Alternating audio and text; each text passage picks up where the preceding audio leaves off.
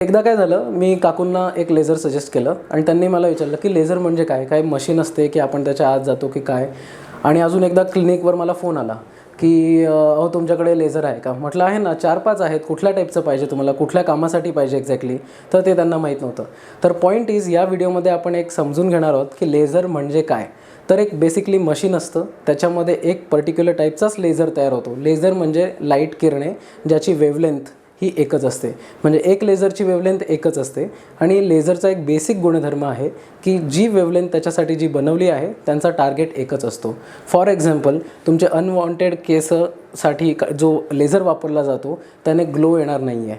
आणि कार्बन डायऑक्साईडसारख्या लेझरने तुमचे फक्त स्कार्स बेटर होतील, त्यांनी तुमचे हेअर जाणार नाही आहे. याच्यामध्ये समजून घ्यायची अशी गोष्ट म्हणजे की आपल्या शरीरातली कुठल्याही इम्पॉर्टंट गोष्टीला, ज्या गोष्टीला आपल्याला धक्का लावायचा नाही आहे, त्या गोष्टींना लेझर अटॅक करणार नाही आहे.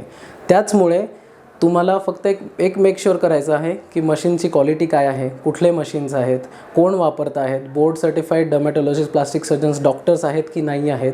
आणि ऑब्व्हियसली की तुमची कंडिशन, तुमची स्किन कंडिशन त्या पॉईंटला बरोबर आहे की नाही. जर तुम्ही ही चेकलिस्ट बरोबर फॉलो केली तर लेझरने तुम्हाला काहीही प्रॉब्लेम होणार नाही. It is 100% safe.